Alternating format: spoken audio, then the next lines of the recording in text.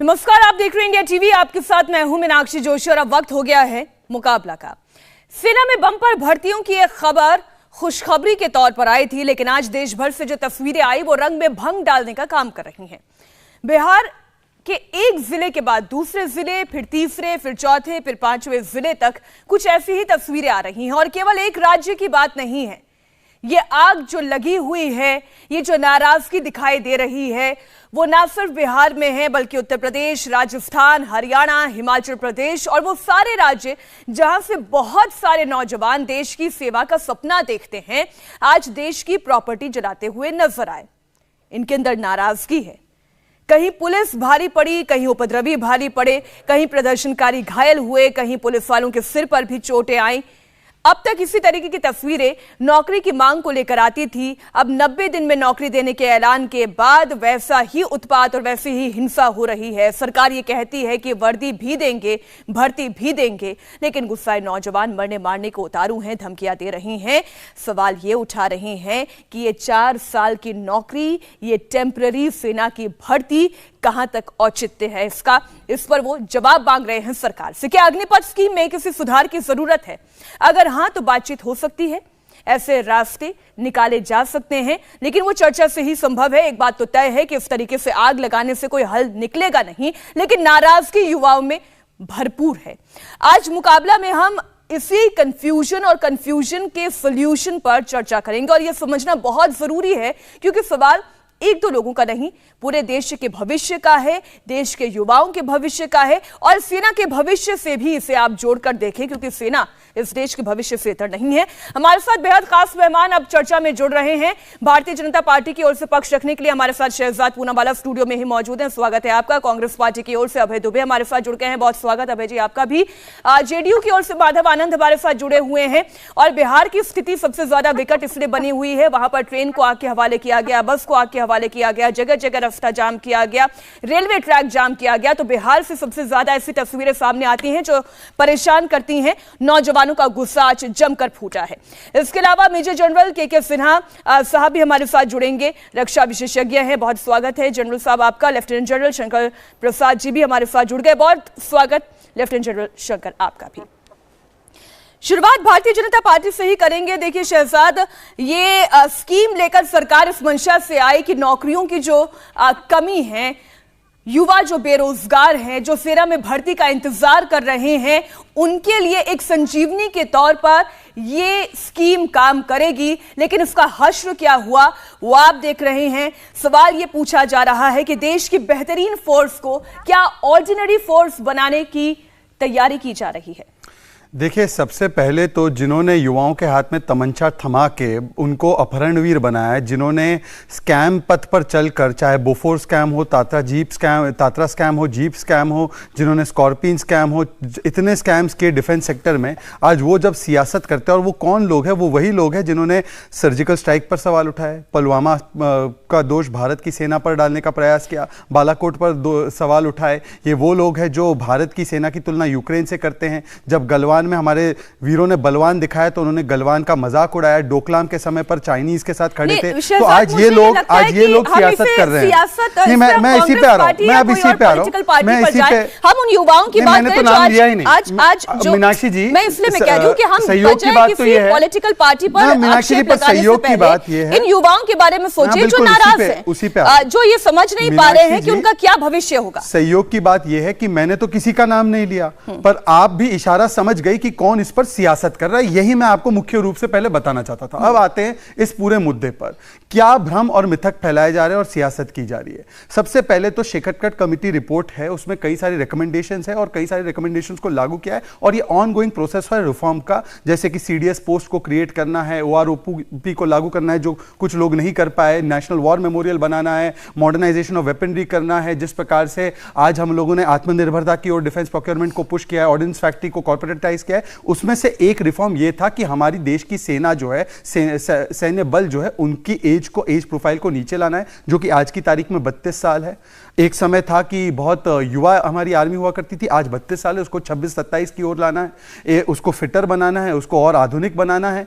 और इसमें हम लोगों ने अग्निवीर स्कीम, जो भारत की जो तीनों सैन्य बल है उनके जो शीर्ष है, उन्होंने तय किया कि इसको लाना है, स्कीम को लागू करना है, जिससे कि 4 साल का एक मौका मिलता है। और शॉर्ट कमीशन पहले भी हुआ है, यूनाइटेड स्टेट्स में भी होता है, यूनाइटेड किंगडम में भी होता है, सबसे ताकतवर आर्मीज में भी 2 से 8 साल के बीच शॉर्ट कमीशन होते हैं। वो भारत की सेना में भी ये लागू किया जा रहा है। अब कुछ लोग कह रहे हैं कि 4 साल के बाद इनका क्या होगा। मैं आपको एक बताना चाहता हूं कि देखिए, 4 साल में 17.5 की उम्र में आप ज्वाइन करते हैं, 21.5 में या 22 में 23 में आप छोड़ते हैं, आपके पास फिर भी 28 साल की उम्र होती है कि आप गवर्नमेंट सर्विस में अप्लाई कर सकते हैं। परंतु सोचिए, आपको एक सर्टिफिकेट मिलता है, एक स्किल आपकी डेवलप होती है, आपके अंदर राष्ट्र भावना एक पैदा की जाती है, नाम नमक निशान की तरफ आप वफादार होते हैं, आप इक्विप होते हैं कि आप मॉडर्न सोसाइटी में जाकर आप अपनी सेवाएं दे सकते हैं। आपको सीएपीएफ, सीआरपीएफ, इसका ऐलान हो चुका है, गृह मंत्रालय ने कहा है कि वहां पर प्राथमिकता मिलेगी। कई सारी स्टेट्स ने, जैसे यूपी, उत्तराखंड ने ऐलान किया है कि हम पुलिस में उनको प्राथमिकता देंगे, अलग पैरामिलिट्री और बाकी फोर्सेस में आपको प्राथमिकता मिल सकती है। इसके अलावा गवर्नमेंट सर्विस में भी मिल सकती है, उनकी सरकार भी कुछ ऐलान कर सकती है। प्राइवेट सेक्टर में आपके पास 11,70,000 रुपए आपकी बैंक अकाउंट में।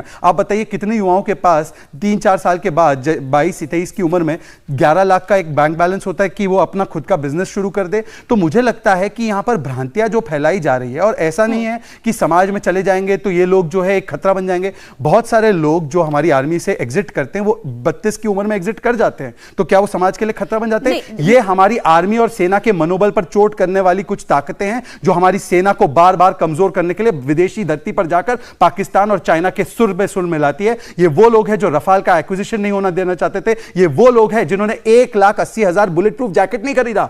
9 साल तक इनकी सरकार ने 1,80,000 बुलेट प्रूफ जैकेट नहीं खरीदा। ये खरीदने के लिए भी नरेंद्र मोदी को आना पड़ा। ये आज डिफेंस कॉरिडोर बन रहा है, डिफेंस इंडस्ट्रियल प्रोडक्शन बढ़ रहा है। आज जिस प्रकार से हम लोगों ने, आपको पता है, नहीं एक पॉइंट में आपको बताना चाहता हूं, क्योंकि ये लोग जो सियासत करते हैं, आ गए, आप बोफोर्स पर भी आ गए, पहले क्या हुआ, आगे क्या होगा। मेरे लिए इंपॉर्टेंट ये है, आज जो दर्शक मुकाबला देख रहे हैं, जो भारतीय जनता पार्टी का पक्ष इस पर जानना चाह रहे हैं, वो ये समझ पाए कि उनका भविष्य सुरक्षित है या नहीं। मेरे लिए मुख्य एजेंडा आज का यह है। अभय दुबे जी, देखिए बहुत सारी बातें अभी शहजाद पूनावाला ने गिराई। उन्होंने कहा कि ऐसा नहीं है कि 4 साल के बाद भविष्य खत्म हो जाएगा। वो ये कह रहे हैं कि एवरेज एज वो इसे यंग बनाना चाह रहे हैं, 21 साल का, 22 साल का, 26 साल का बनाना चाह रहे हैं। यहां से 4 साल की, बिल्कुल आर्मी के लोग, आर्म फोर्सेस के लोग, ठीक है। इसके अलावा पुलिस की भर्ती में उनको प्राथमिकता दी जाएगी, पैरामिलिट्री फोर्सेस में प्राथमिकता दी जाएगी, प्राइवेट सेक्टर में उनके रिक्रूटमेंट ज्यादा बेहतर तरीके से होंगे। वो एक स्किल्ड ट्रेंड नौजवानों को समाज में वापस भेजेंगे। अब आपका तर्क क्या है इसके ऑपोजिशन में? देखिए, भारत माँ की सीमाओं की सुरक्षा, भारत माँ की भूभागीय अखंडता की सुरक्षा, अपने प्राणों को न्योछावर करके जो भारत माता के सपूत देना चाहते हैं, उसके साथ इतना बड़ा विश्वासघात किया मोदी सरकार। वो 1 रैंक 1 पेंशन की पूरा वो मॉडलिटीज तो तय नहीं की जो कांग्रेस पार्टी ने लागू की थी, मगर नो रैंक नो पेंशन, एक नया दाग भारत के दामन पर लगाने की कुचेष्टा मोदी सरकार कर रही है। सबसे बड़े अक्षरों में लिखते हैं कि कोई ग्रेजुइटी और पेंशन का लाभ इन सैनिकों को नहीं मिलेगा। छोड़िए ना कांग्रेस पार्टी की बात, भारतीय जनता पार्टी तो अभ्यस्त है, अपनी निराशा प्रदर्शित करती तो पंडित नेहरू से लेकर कांग्रेस पार्टी प्रतिशोध लेती है। लेकिन देश के जो मूर्धन्य पूर्व सेना के अफसर हैं, जैसे हमारे साथ लेफ्टिनेंट जनरल शंकर जी बैठे हैं और हमारे सिन्हा साहब बैठे हैं, इनके अलावा जो भारतीय जनता पार्टी के लिए मुखरता से बात करते थे, जीडी बख्शी जी, वो कह रहे हैं गॉड से please don't do it. BN Sharma, former chief instructor BSF academy, जो हमेशा से हाई इंसर्जेंसीज एरिया में रहे हैं, उन्होंने कहा है कि मेरे लिए, मैं तो हतप्रभ हूं, ये योजना ऐसा लगता है कि न्यू लॉन्च सिक्योरिटी एजेंसी दे रहे हैं सेना के नाम पर भारत की सरकार। विनोद भाटिया जैसे director general of military operation रहे, वो इसका विरोध करते हैं, लेफ्टिनेंट जनरल राज कादियान। तो ऐसे कई मूर्धन्य सेना के बड़े अधिकारी हैं जो कह रहे हैं कि कतई ये लागू नहीं करना चाहिए, और ये अभी यूक्रेन का उदाहरण दे रहे थे। हमारे सामने हमको किससे सबक मिलता है? हमको सबक मिलता है ऐसी योजनाओं को जो सेना के अपूर्व अधिकारी हैं वो कह रहे हैं कि हम अपेक्षा करते थे कि कम से कम एक पायलट प्रोजेक्ट आप लाते, उसके बाद इतना बड़ा प्रयोग करने का दुस्साहस करते। हमारे सामने अभी रशिया और यूक्रेन का युद्ध है। रशिया और यूक्रेन के युद्ध से हमको क्या सीखने को मिलता है? जो अभी उदाहरण दे रहे थे ना, रशिया भी ऐसी टीओडी, टूर ऑफ ड्यूटी के नाम पर जो पहले 24 माह के लिए अपॉइंट करता था, 12 माह के लिए करने लगा, और उसके परिणाम हमको देखने को मिल रहे हैं डॉनबास में।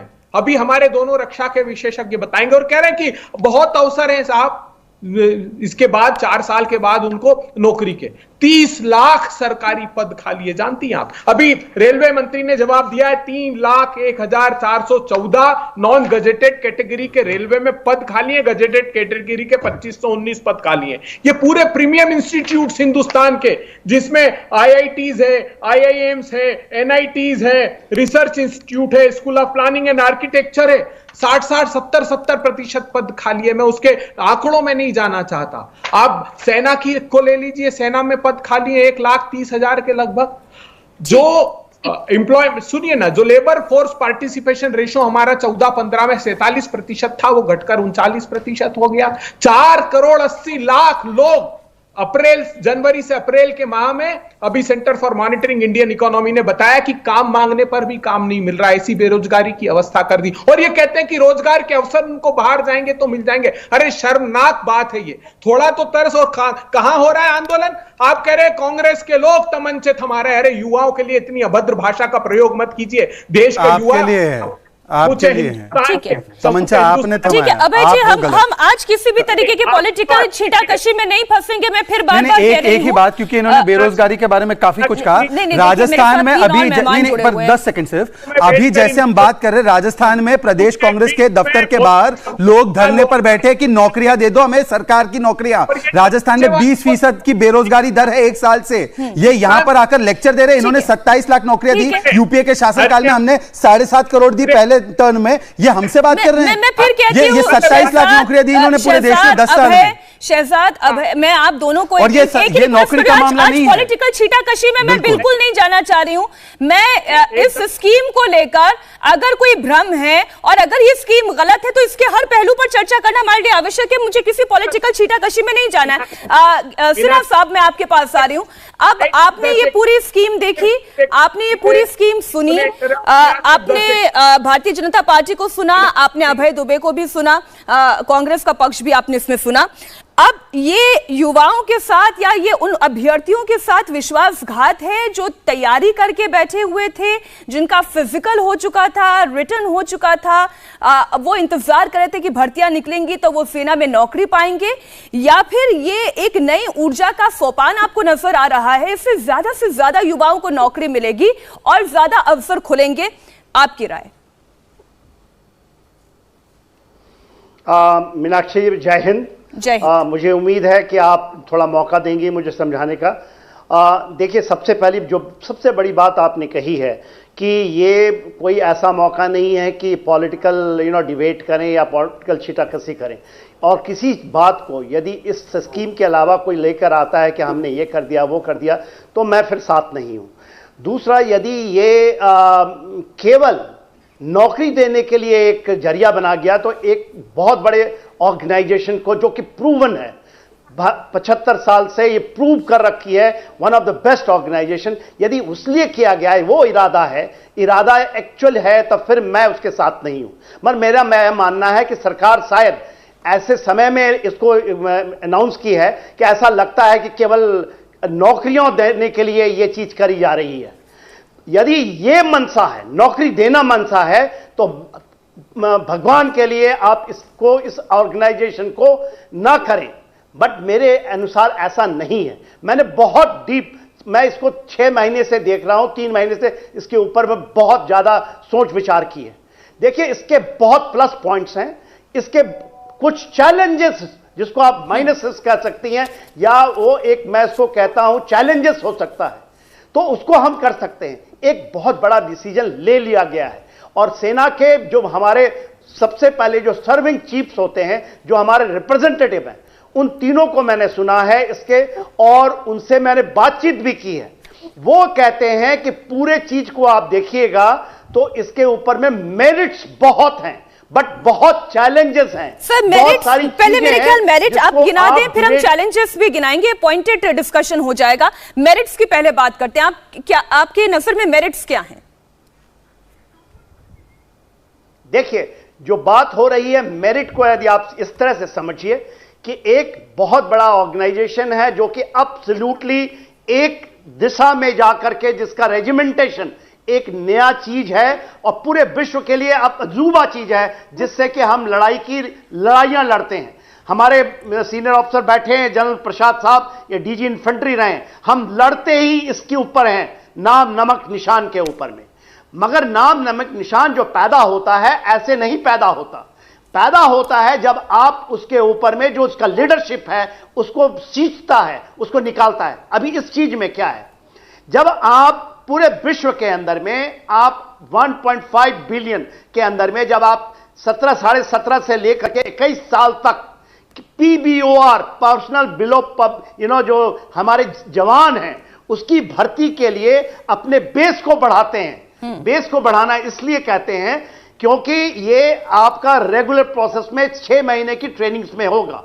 तो आज के दिन में 9 महीने की ट्रेनिंग है, 6 महीने आपने उसको 3 में कंप्रेस करके लेते हैं, तो आप बेस बढ़ा रहे हैं।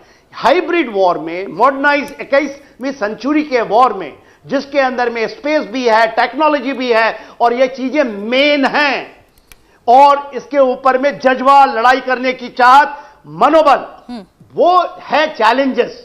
उसको मैसअप करना, आप कोई भी पूरी एक वो हमारी प्रूवन हमारी ऑर्गेनाइजेशन की एक खड़ी है, मगर चैलेंजेस ये है कि इस चैलेंजेस के ऊपर में हमारे पास इस तरह की चीजें आए, क्योंकि हम वॉलंटियर्ड हैं, हम कोई दबाव में आके काम नहीं करने वाले हैं।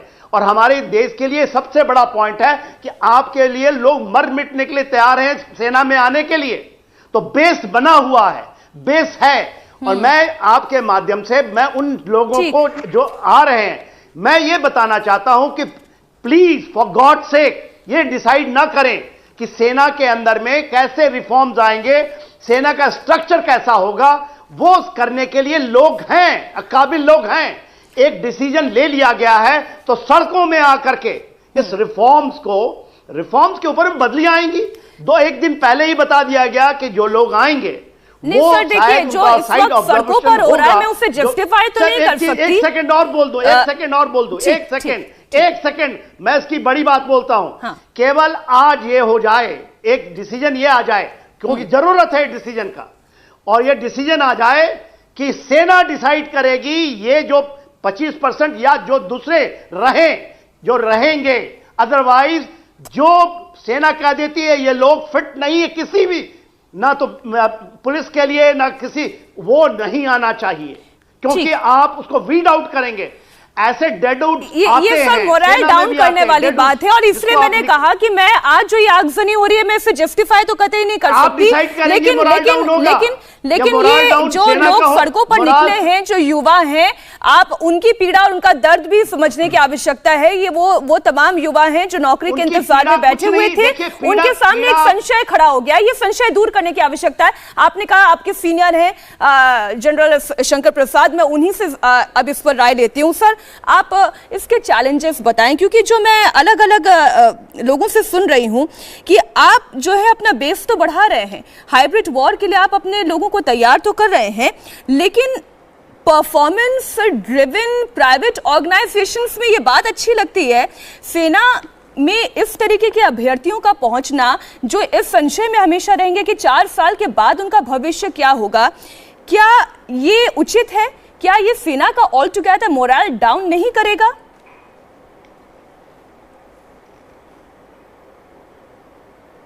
बहुत बहुत धन्यवाद आपका। मैंने पॉलिटिकल बातें भी सुन ली, मैंने बड़े हमारे एक्सपीरियंस जनरल साहब हैं उनकी बात भी सुन ली। देखिए, आपके सवालों का पॉइंटेड जवाब देना ज़रूरी है, बनिस्बत इसके कि लंबी चौड़ी इसके बारे में घुमा फिरा के बात की जाए। सीधी सीधी बात यह है कि यस, ये सही है कि अनएम्प्लॉयमेंट है, एम्प्लॉयमेंट बढ़ेगी, कोई शक नहीं है इसमें। ये भी ज़रूरी है कि देश की जो इकॉनमी है उसको अच्छा करने के लिए, पैसा बचाने के लिए ये एक स्कीम अच्छी है, अवश्य अच्छी है, इसका कोई विरोध नहीं कर सकता। लेकिन सोचने की बात यह है कि 17 साल से लेके 21 साल की उम्र के बीच में जो लड़के बच्चे आएंगे वो कितने साल एक जगह रहेंगे, क्या काम करेंगे। देखिए इसको ज़रा 2 मिनट ध्यान से सुनिए। अगर 4 साल टोटल सर्विस है, उसमें 6 महीने की तो ट्रेनिंग निकल गई। इसमें यह भी जोड़ना ज़रूरी है कि आज की तारीख में हम रेगुलर सोल्जर्स की ट्रेनिंग 9 महीने की कराते हैं, इनकी 6 महीने की कराएंगे, तो इनकी उतनी % ट्रेनिंग कम रह जाएगी। एक बात यह रही। दूसरी बात, इनकी ट्रेनिंग के बाद बचे 3.5 साल। 3.5 साल में इनके कम से कम 2-3 महीने 2 दफ़ा छुट्टी निकल जाएगी, तो बचे मुश्किल से 3 साल। अब 3 साल में ये एक जगह की नौकरी कर पाएंगे। अगर इनकी यूनिट मिसाल के तौर पे जोधपुर, गंगानगर या दिल्ली या किसी ऐसे बरेली के शहर में है, तो इनका पूरा टेन्योर एक पीस टेन्योर में निकल जाएगा, कोई परेशानी नहीं होगी। ना यूनिट को इतनी परेशानी होगी, ना इनको परेशानी होगी। हालांकि अगर इन स्टेशन में भी कोई ऐसी देश के सामने समस्या आ जाती है, जैसे अर्थक्वेक आ गया, जैसे कि कोई बाढ़ की सिचुएशन आ गई, जैसे कोई लॉ एंड ऑर्डर की सिचुएशन आ गई, तो ये जो 20% लड़के होंगे ये उसमें इतना योगदान नहीं दे पाएंगे, क्योंकि इनकी ट्रेनिंग नहीं होगी। ट्रेनिंग का जहाँ तक सवाल है, ट्रेनिंग बेसिक ट्रेनिंग तो रेजिमेंटल सेंटर में हो जाती है। उसके बाद चाहे किसी भी आर्म और सर्विस में आप चले जाएं, वहाँ स्पेशलाइज ट्रेनिंग करना ज़रूरी है। जैसे कि अगर आप आर्मर्ड कोर में चले जाएं, वहाँ टैंक की ट्रेनिंग होगी। उनका आर्मर्ड कोर का एक स्कूल है जो आर्मर्ड कोर ट्रेनिंग सेंटर कहलाता है। आर्टिलरी का स्कूल है जो आर्टिलरी स्कूल कहलाता है। इन्फेंट्री का स्कूल है जो इन्फेंट्री स्कूल कहलाता है। इस तरह से सिग्नल्स का सिग्नल स्कूल है। तो इन सब जगह जाके इन जवानों की फिर टेक्निकल ट्रेनिंग होती है। हम लोग ये कहते हैं कि सबसे नॉन टेक्निकल आर्म इन्फेंट्री है। देखिए इन्फेंट्री नॉन टेक्निकल एक तरह से कि ये हो सकता है, लेकिन इन्फेंट्री के अंदर भी टेक्निकल बातें इतनी ज़्यादा हो गई हैं आज के। और आप तो सब खुद ही कह रहे हैं कि हाइब्रिड वारफेयर की बात हो रही है, मॉडर्न टेक्नोलॉजी की बात हो रही है, अब्जॉर्बिंग न्यू टेक्नोलॉजीज की बात हो रही है। तो ये 17 से 20 साल की उम्र वाले लड़के आ रहे हैं, बच्चे जो आ रहे हैं, क्या ये टेक्निकली क्वालिफाइड होंगे? मैं समझता हूं कि पढ़ाई लिखाई में इन्होंने या तो इंटरमीडिएट किया होगा और कुछ लोगों ने बहुत से बहुत BA किया होगा या BSc की होगी। तो ये जो व्यक्ति हैं इनको कोई किसी किस्म की ट्रेनिंग तो है नहीं, टेक्निकल ट्रेनिंग तो है नहीं। तो जो टेक्निकल इक्विपमेंट है, आप इन्फेंट्री बटालियन को लीजिए, हमारे रेडियो सेट्स हैं। हमारे यहाँ इन्फेंट्री बटालियंस के अंदर एक स्पेशल कंपनी होती है, सपोर्ट कंपनी। उसमें मोटर प्लेटून होता है, उसमें MMG प्लेटून होता है, उसमें सिग्नल प्लेटून होता है। किस्म किस्म के हथियार होते हैं, केवल राइफल नहीं होती। हमें ड्रोन्स चलाना आना चाहिए, हमें रेडियो सेट चलाना चाहिए, हमें नाइट विजन इक्विपमेंट को चलाना आना चाहिए। मैं एक छोटा सा इस पे कंफ्यूजन और दूर करना चाहती हूँ कि आपने कहा कि ये 21 साल तक के जो युवा आएंगे वो ज्यादातर ग्रेजुएट होंगे, कॉलेज से पास आउट जस्ट हुए ही होंगे। तो लेकिन ज्यादातर देशों की आर्म्ड फोर्सेस में 21 साल के युवा ही सेना में भर्ती हैं। इससे अगर हम कंपैरिजन करें तो आप नहीं, आप बात का बिल्कुल गलत माने निकाल रही हैं मैडम। देखिए हम कह रहे हैं सिर्फ 4 साल की सर्विस वाले के लिए, हम उनकी बात नहीं कर रहे जो लंबी सेना में रहेंगे। आप हमारी बात पूरी सुन लीजिए ना, अगर आपने हमें मौका दिया तो पूरी बात सुन लीजिए। नहीं, मैं पूरी बात आपकी सुनी थी, लेकिन ये कंफ्यूजन दूर करना जरूरी था, इसलिए मैंने आपसे पूछा। जी, आप कंफ्यूजन जरूर दूर कीजिए। देखिए मैं सिर्फ पॉइंटेड जवाब दे रहा हूं, मैं इसका कोई पॉलिटिकल कोई और घुमा फिरा के जवाब नहीं दे रहा हूं, तो ध्यान से सुन लीजिए। तो एक जो व्यक्ति है वो 4 साल में, 3.5 साल में, 3.25 साल में कितनी ट्रेनिंग कर लेगा कि जो इक्विपमेंट है उसको वो समझ पाए। आप ग्रेजुएट की बात करें, पोस्ट ग्रेजुएट भी हो सकते हैं इसमें, कोई लोग उसमें कोई बात नहीं कर रहा, लेकिन क्या वो टेक्निकल सीख कर आ रहे हैं? क्या वो हाइब्रिड वॉर में हिस्सा ले सकेंगे? जो नया इक्विपमेंट आ रहा है, चाहे इन्फेंट्री बटालियन में हो, उसको एक तो ऑब्जॉर्व करना, एक उसको मेंटेन करना, एक उसको ऑप्टिमली इस्तेमाल करना, उसके लिए ट्रेनिंग होती है, उसके लिए हमारे यहाँ कार्डर्स चलते हैं। सबसे मूल बात इसमें यह है कि एक यूनिट के अंदर अगर 100% जवान हैं तो उसमें से 80% जवान तो रेगुलर होंगे और 20% जवान वो होंगे जो कि इस नई स्कीम में आएंगे, अग्निपथ में आएंगे। अब वो आएंगे 3-4 साल के लिए। 4 साल तो कहाँ रहे, उनके तो 2.5-3 साल ही रहे, मुश्किल से 3.5 साल रहे।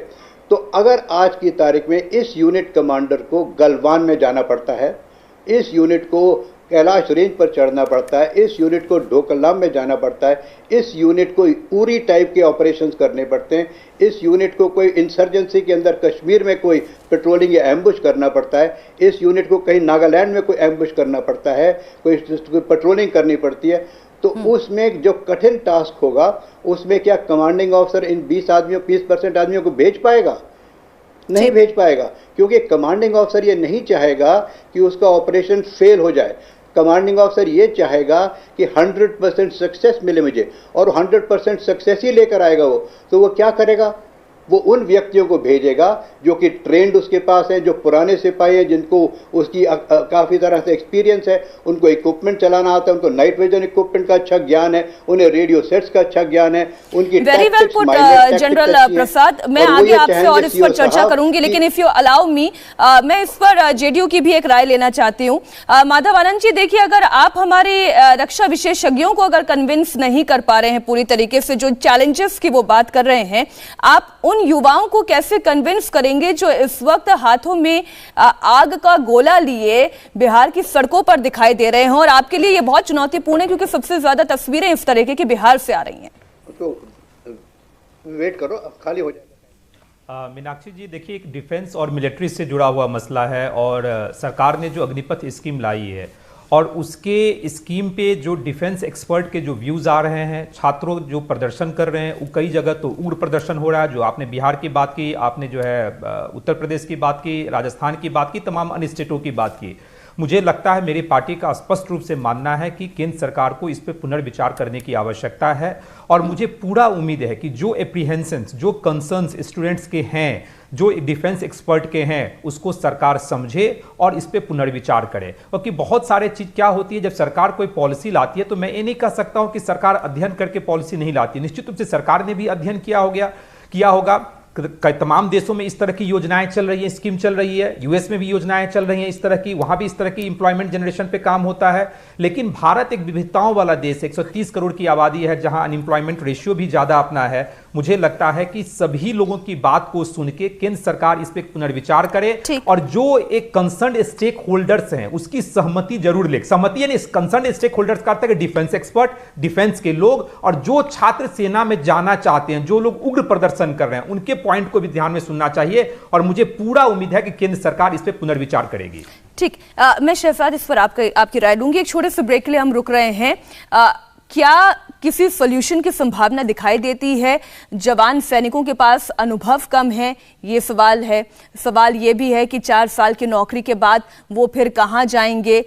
हर साल जो ये 75% लोगों की नौकरी चली जाएगी सेना से, फिर उन्हें समाज में कौन सी नौकरी मिलेगी? ये एक बहुत अहम सवाल है। और अभी भाई कमांड हमें ये आ गया है कि चर्चा बहुत इंटरेस्टिंग है, चर्चा जारी रखें। तो शहजाद, अब आप मुझे ये बताएं कि ये देखिए, आपके साथी भी अभी सशंकित हैं, जेडीयू भी अभी सशंकित है। एक चीज मैं आपको बता दूं कि इसमें पक्ष विपक्ष की कोई बात नहीं है। इसमें सारे लोग जो है, देश की सेना जो तय करती है, हम सारे देश की सेना के साथ खड़े हैं।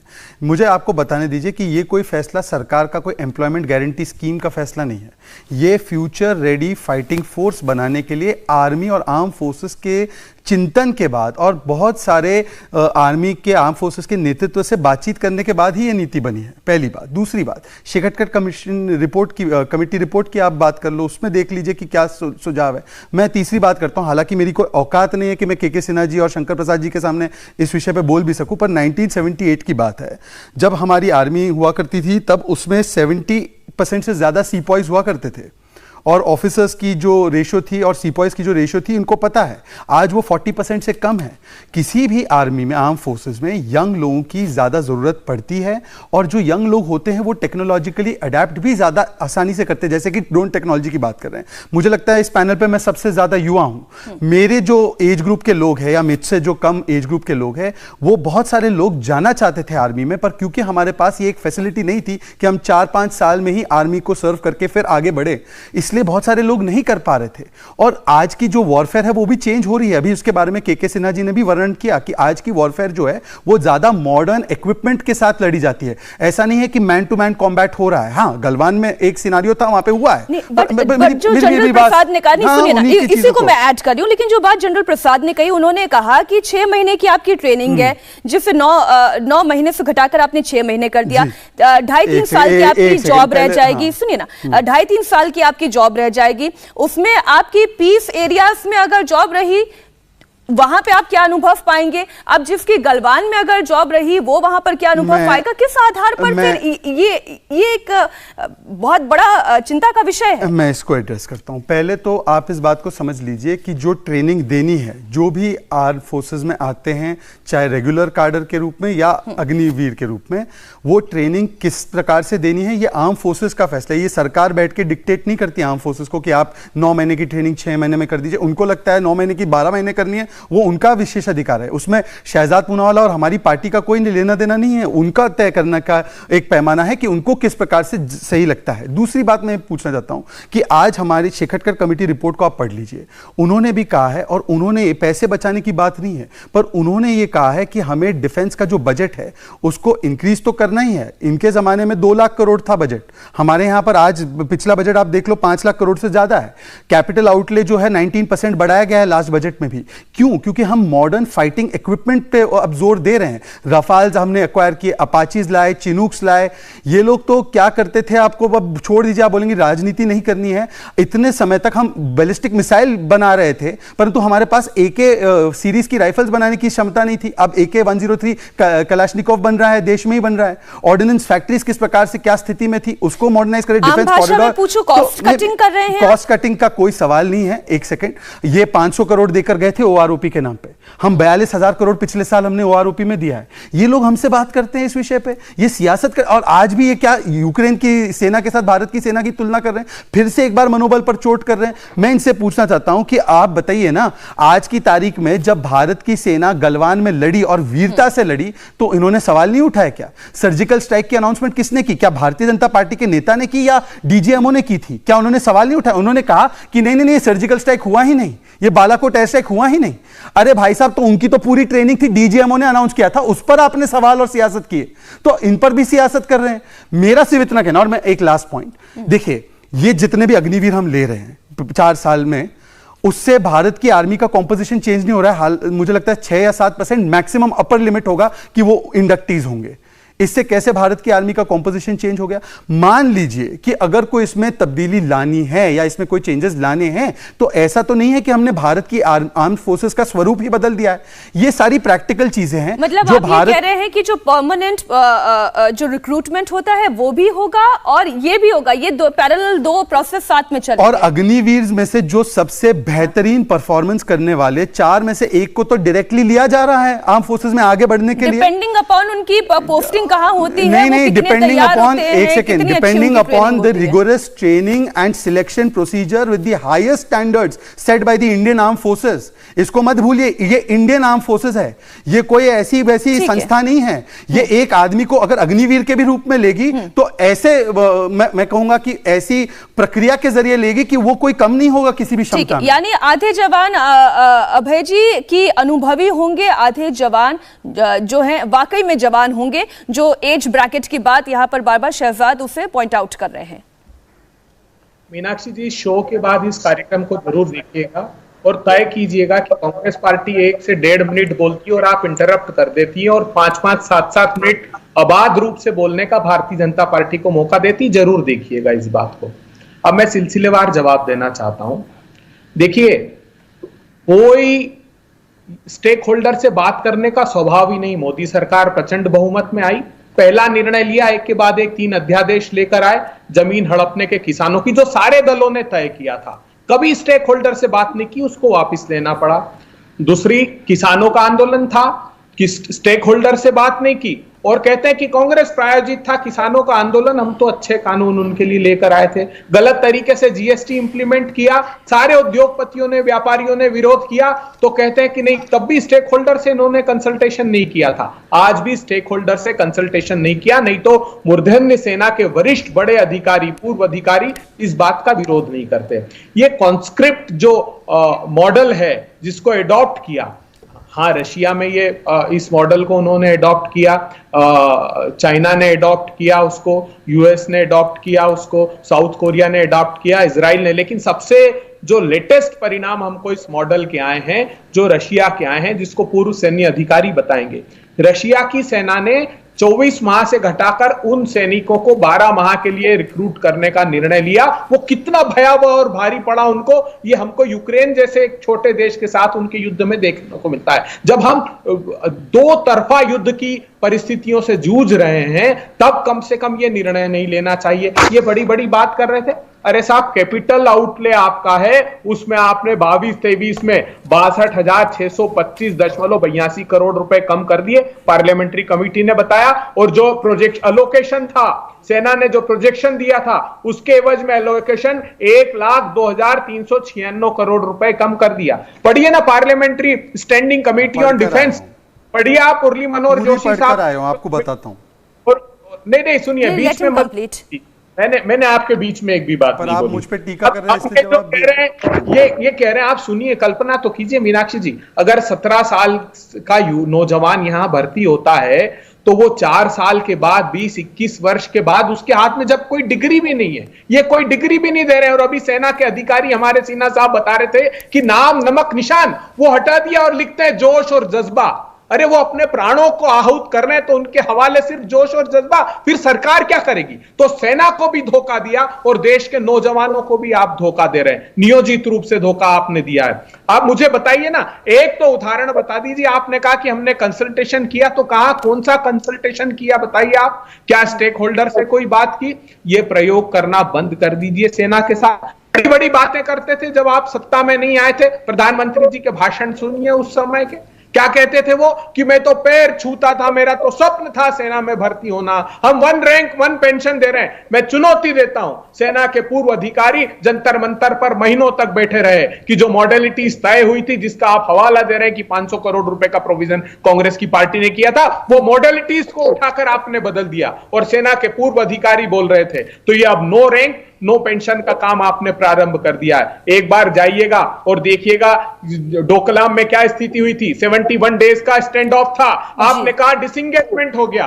वहां परमानेंट मिलिट्री इंफ्रास्ट्रक्चर चाइना ने बना लिया। 5 मार्च 2018 को तत्कालीन रक्षा मंत्री निर्मला सीतारमण ने बयान दिया। आज भी चीन भारत की सीमा में घुसकर बैठा है और उसके बावजूद आप ऐसे निर्णय ले रहे हैं जो देश के हितों के लिए ठीक नहीं है। हम आगाह करना चाहते हैं और निवेदन करना चाहते हैं, ये बार बार बंद कर दीजिए। बगैर किसी विशेषज्ञों की राय लिए निर्णय लेते हैं और उसके बाद कहते हैं कि अभय जी, इसका मतलब आपका ये कहना है कि ये पूरी योजना जो है वो फ्लॉप है। मैं इस पे एक बार फिर से जनरल प्रसाद का मत लेना चाहती हूँ।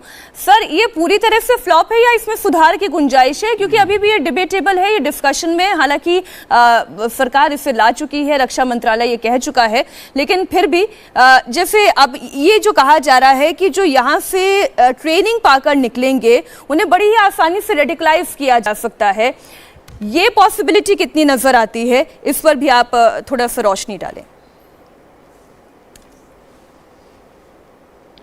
देखिए, ये स्कीम सरकार ने हुक्म पास कर दिया है और भारत सेना ने इसको मान लिया है। हमारे तीनों सर्विस चीफ्स ने प्रेस कॉन्फ्रेंस में इसको एक्सेप्ट किया है। हमारे वाइस चीफ साहब ने आज आर्टिकल लिखा है अखबार के अंदर। तो जो भारत सेना है उसकी परंपरा, हिस्ट्री रही है कि जब सरकार की तरफ से कोई हुक्म पास होता है तो उसको अपनी राय देते हैं, अवश्य देते हैं, लेकिन उसको अगर सरकार का हुक्म है तो उसको पूरा 100% मुकम्मल करते हैं। अभी सरकार का हुक्म आ चुका है, अब सेना इसको मुकम्मल करेगी। लेकिन सेना जब इसको मुकम्मल करेगी तो इसका फीडबैक आएगा। फीडबैक जब आएगा तो देखेंगे क्या फीडबैक आता है। अगर फीडबैक उसी मुताबिक आया जिस तरह से हम इसको असेस कर रहे हैं आज, तो ज़रूरी है कि इसको आपको बदलना पड़ेगा, कुछ इसमें आपको बदलाव लाना पड़ेगा। क्या बदलाव लाएंगे वो तो आगे एक्सपीरियंस के बाद पता लगे। लेकिन मेरा कहना ये है कि देखिए, इस किस्म की जो there is no doubt that the government has got good intentions, और जितनी बातें आपके पैनलिस्ट, पॉलिटिकल पैनलिस्ट ने कही हैं, उनसे मैं बहुत हद तक सहमत हूँ। बहुत हद तक, काफ़ी हद तक सहमत हूँ जो पूनावाला साहब ने कही हैं। बहुत अच्छी बातें हुई, उसमें कोई डाउट नहीं है। 2-3 लफ्ज़ों का इस्तेमाल गलत हुआ है इस डिबेट के अंदर। पहली बात तो कॉन्स्क्रिप्ट।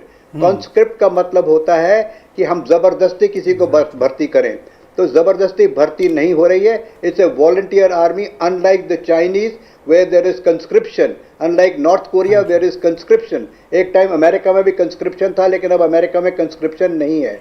दूसरी बात लोग करते हैं हाइब्रिड वॉर। हाइब्रिड वॉर का क्या मतलब होता है ये लोग समझ रहे हैं क्या?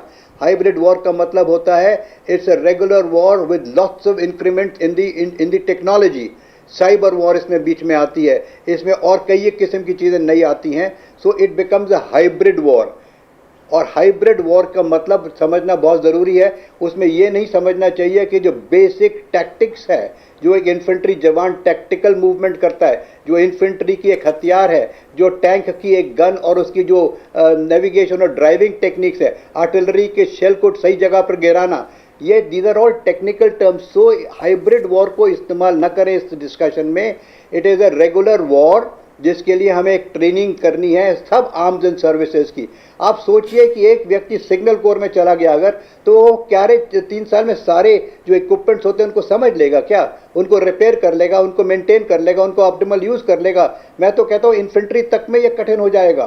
सो पॉइंट ये है कि this is a scheme which should be tried out. Yes, army chief ने हाँ बोला है, हम आर्मी चीफ के साथ हैं। आर्मी चीफ इसको ट्राई करना चाहते हैं, अवश्य ट्राई करें, देखें क्या नतीजा निकलता है। अगर नतीजा अच्छा निकलता है तो आगे चल के करें इसको, और नतीजा कुछ में इसमें गलतियां निकलती हैं, कुछ परेशान कमांड, इसकी परेशानी जो है वो कमांडिंग ऑफिसर बताएंगे, जो यूनिट कमांडर्स होते हैं। अब आपने एक शुरू में सवाल पूछा था कि मनोबल पर फर्क पड़ेगा। देखिए, मनोबल again is a word which is not correctly used in India. मनोबल पे मैं कहूंगा कोई फर्क नहीं पड़ेगा। हमारे कमांडिंग ऑफिसर इतने चुस्त हैं आज, इतने पुख्ता हैं आज कि चाहे कुछ भी हो जाए वो यूनिट का मोराल नहीं डाउन होने देंगे। लेकिन वो 20% जाएगी उनको भी साथ लेकर चलेंगे।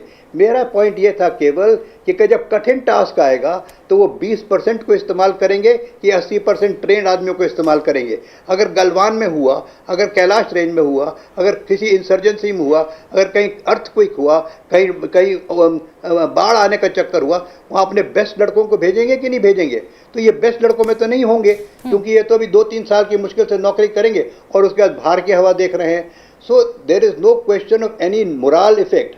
मोरल पर मैं आपको बता रहा हूँ, और ये सेना साहब इन्फेंट्री के बैठे हैं, हमारी मोरल पर कोई चांच नहीं डाल सकता। There is no question of lowering our moral. हमारे कमांडिंग ऑफिसर इतने पुख्ता हैं, हमारी रेजिमेंटल ट्रेडिशन, ये सिख रेजिमेंट से हैं, ये सिख रेजिमेंट का मोरल कोई डाउन कर सकता है? कोई नहीं कर सकता। तो हमारी रेजिमेंटल जो ट्रेडिशंस है, मोरल पर इफेक्ट नहीं पड़ेगा यूनिट लेवल में। लेकिन हाँ, ये अवश्य होगा कि इस पर कुछ ना कुछ, there is some restriction on the commanding officer. They will not be able to use their manpower at the optimum level. अब कारगिल में देखिए क्या हुआ था। कारगिल में लड़ाइयाँ कितनी दिन की लड़ाई चली, तो उस किस्म में we have to use optimally every single man, चाहे वो कोई भी पोजीशन पर हो, उसकी बेस्ट कैपेबिलिटीज का मैं इस्तेमाल करना। बिल्कुल सर, मैंने जब इस टॉपिक को चर्चा के लिए उठाया था तो मैंने दर्शकों से भी उनके सवाल पूछे थे कि उनके मन में अगर कोई कंफ्यूजन है तो वो भी पूछे। रक्षा विशेषज्ञों से हम इसका जवाब और मौजूदा सरकार की ओर से जो प्रवक्ता हमारे साथ जुड़ेंगे उनकी हम राय जानेंगे। अब देखिए सिन्हा साहब, एक दर्शक हैं मनीष सिंह, उन्होंने ये पूछा कि जिनका रिटर्न हो गया, जिनका फिजिकल टेस्ट हो गया, जिनका मेडिकल तक हो गया, लेकिन वो बीते 2 साल से नौकरी की भर्ती निकलने का इंतजार कर रहे हैं, उन छात्रों को आप कहां कैटेगराइज करेंगे? देखिए मीनाक्षी जी, ये डिटेल का सवाल है। मुझे पूरा उम्मीद है कि जिनका, जो आपके दर्शक ने सवाल पूछा है, जिनका ये हो चुका है, जो फिट हैं, उनको 100% मौका मिलना चाहिए, प्रोवाइडेड वो वही 17.5 21 उनका एज लिमिट नहीं गया होगा, यदि वो फिट हैं। देखिए, रिक्रूटमेंट की जो पैरामीटर्स हैं, क्राइटेरिया है, मेरे ख्याल से उसके अंदर में कोई चेंजेस नहीं आई हैं, क्योंकि वो एब्सोल्युटली बहुत टफ है, बहुत ही संजीदा है और बहुत तीखा है। तो हम बहुत ठोक ठकक के लेते हैं, और हमारी रिक्रूटमेंट जो चीज़ है उसके अंदर में कोई चेंज नहीं। चेंज क्या है? चेंज है जो उनका टर्म्स एंड कंडीशन, जिसके अंदर में देखिए ये वाजिब है, मैं इसको बार बार कहता हूं, ये चैलेंज है। जब हमारे सेना के तीनों अंगों के लोगों ने इसको स्वीकार किया है और खुले मन से स्वीकार किया है, मैं उनसे बातचीत किया हूं उनके स्वीकारने से पहले, तो कहीं ऐसा नहीं है कि दबाव ये सेना के बीच, क्योंकि बहुत मंथन हुआ है, बहुत मंथन, और ये मंथन और जायज है ये मंथन, मैं मानता हूं कि पहली बात जनरल सिन्हा ये क्लैरिटी तो जनरल प्रसाद ने दे ही दी। उन्होंने कहा कि जब ये ऑर्डर पास हो गया, सेना ने इसे अपना लिया और अब ये आगे फॉलो किया जाएगा, तो इसलिए अब क्या होगा इसके नेक्स्ट स्टेज पर मैं इस पर चर्चा करना चाह रही हूँ। एक छोटा सा सवाल और मैं इस पर ऐड करना चाह रही हूँ, बस एक सवाल का जवाब मुझे देके जाइए। एक और दर्शक है सूरज शर्मा, उन्होंने पूछा कि क्या लोगों के पास, बच्चों के पास ये ऑप्शन होगा कि वो अग्निपथ स्कीम के तहत अपना रिक्रूटमेंट करवाना चाहते हैं या रेगुलर भर्ती में जाना चाहते हैं? ये एक और दर्शक का सवाल था, इस पर आपका क्या जवाब है? देखिए, अब तो पहले मैं 2-3 सवाल जो पहले निकले वो करके अब सूरज जी के सवाल पे आता हूं। पहले तो एक तो मैं धन्यवाद देता हूं शंकर प्रसाद जी को कि उन्होंने यहाँ पर कुछ लोग जिनको कंस्क्रिप्शन और वॉलंटरी नहीं समझ में आ रहा था, उनको उन्होंने सिखा दिया कि क्या होता है। और वही लोग चिंता भी कर रहे थे कि किस प्रकार से हमारी सेना को भेजा जाएगा, वो लोग जिन्होंने बुलेट प्रूफ जैकेट के बिना, जूतों के बिना हमारी आर्मी को भेजा था लड़ने के लिए, आज वो लोग बता रहे हैं राइफल्स के बिना, ठीक ठाक अच्छी राइफल्स के बिना भेजा था, रफाल के मामले में अड़ंगा लगाया था। तो अच्छी बात है, उनको सिखा दिया गया। दूसरी बात इन्होंने की और अपना ही सेल्फ गोल कर दिया, जीएसटी और किसान कानून दोनों ही विषयों पर कांग्रेस ने ही इसको प्रपोज किया था लाने के लिए। ऐसी बात ना करें इस डिबेट में। नहीं, मैं तो किसी का नाम ही नहीं ले रहा सिन्हा जी, पर चोट वहीं पर पहुंच रही है जिनको पहुंचनी चाहिए। डिबेट को डिबेट नहीं तो डिबेट होगी नहीं। पर मैं देखिए ऐसा है कि देखिए ये छीटाकसी आप कभी छीटाकसी चले छोड़ देते, क्योंकि शुरुआत किसी ने की, शुरुआत किसी ने की तो मैंने केवल अंत में जवाब दे दिया। पर ठीक है, आपकी बात मैं मान लेता हूं। डिस्कस कीजिए, अग्निपथ की बात करें। हाँ, अग्निपथ पे ही आ रहे हैं, अग्निपथ पर ही आ रहे हैं जी।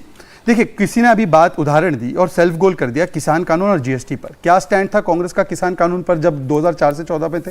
क्या स्टैंड था जीएसटी पर और क्या यू टर्न किया?